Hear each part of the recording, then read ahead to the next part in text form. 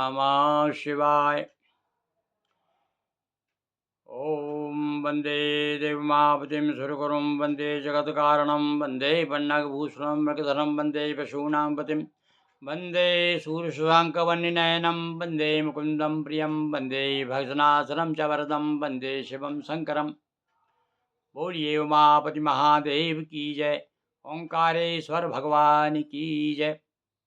आज आपको नर्मदा जी के तट पर स्थित भगवान ओंकारेश्वर की कथा सुनाते हैं और इसके पूर्व में हम आपको सुनाते चले आ रहे हैं। बहुत सी कथाएं आप हो चुकी हैं अभी तक। ओंकार वहाँ से लेकर के अमरकंड से लेकर के बीच बीच के जो खास खास स्थान हैं, कुछ कहानियाँ हैं, जैसे बांद्रावान की कथा सुनाई, सांडिया घाट की सुनाई। तो आज हम आपको ओंकारेश्वर तीर्थ के बारे में चर्चा करेंगे। सुनिए। रेवा दक्षिण तट चले ओंकारेश्वर धाम, अमलेश्वर इस ओर है आओ करें प्रणाम। हाँ भैया सजनों, मानसिक रूप से आप सब ओंकारेश्वर में इस समय भगवान शिव को प्रणाम कीजिए। विंध्याचल ने भक्ति युत पूजे पार्थिव लिंग, अमलेश्वर के रूप में प्रगटे ज्योतिर्लिंग। ये मानधाता राजा की कथा से संबंधित है यह घाट, ओंकारेश्वर का घाट। यहाँ राजा मानधाता ने भगवान शिव की ज्योतिर्लिंग के रूप में पूजन की है। विष्णुपुरी के क्षेत्र में अमलेश्वर का राज, ओंकारेश्वर दूसरे तट पर रहे विराज। और इस समय जो है विष्णुपुरी का भगवान विष्णु का क्षेत्र माना जाता है। महाकाल में क्षिप्रा गंगा, ऐसे ही कावेरी गंगा। जिस प्रकार से भैया उज्जैन में महाकाल में क्षिप्रा गंगा, गंगा के समान क्षिप्रा बह रही है, इसी प्रकार से यहाँ भी कावेरी गंगा है, जो नर्मदा का संगम होता है कावेरी का। यही मिलन रेवा कावेरी, जिनकी चर्चित कथा घनेरी। यहीं पर कावेरी का जो है और ओंकार, कावेरी और नर्मदा जी जब मिलती हैं तो ऐसा पर्वत बीच में आ जाता है कि ओम का आकार का पर्वत, इसलिए उसका नाम ओंकारेश्वर पड़ गया है। तट पर साधु संत के आश्रम और भक्तों के करते हैं दुख कम। अरे साधु संतों का समागम, एक घड़ी आदि घड़ी, आदि में पुनियाद, तुलसी संगत साधु की हरे कोटि अपराध। तो भैया सारी व्यथाएं दूर करना चाहें तो हमें कथाओं की तरफ चलना चाहिए।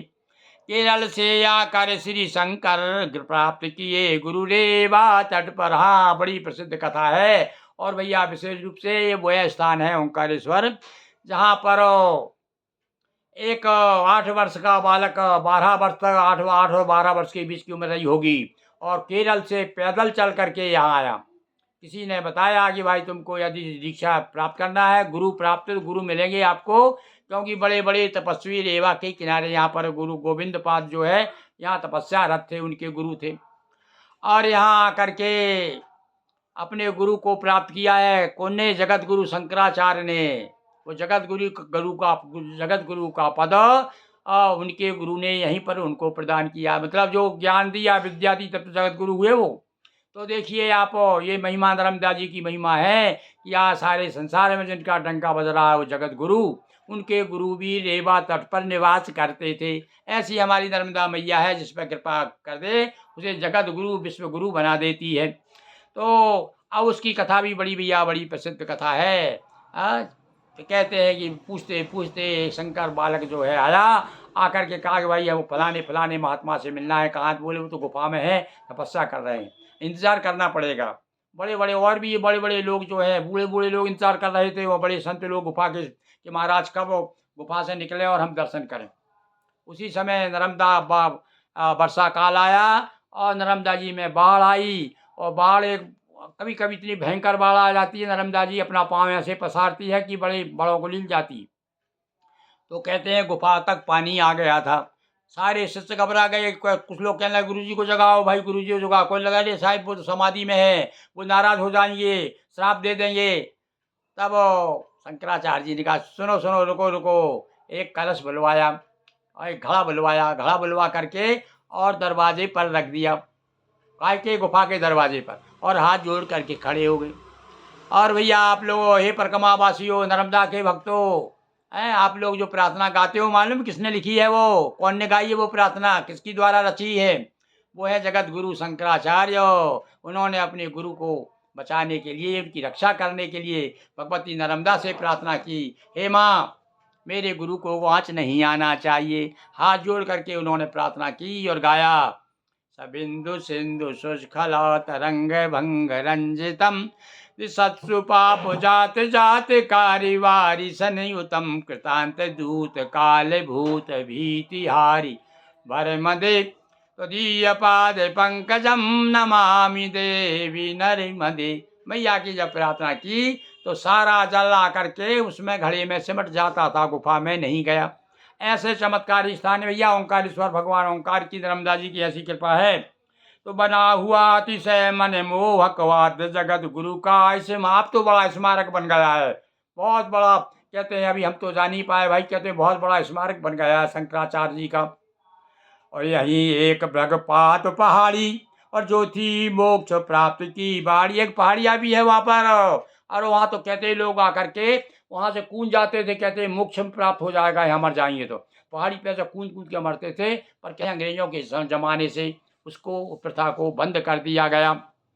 तो मुक्ति हेतु जाकर पहाड़ पर, मुक्त हेतु जाकर पहाड़ पर देते थे जन प्राण कूद कर, लोग कूद जाते थे पहाड़ी पर से।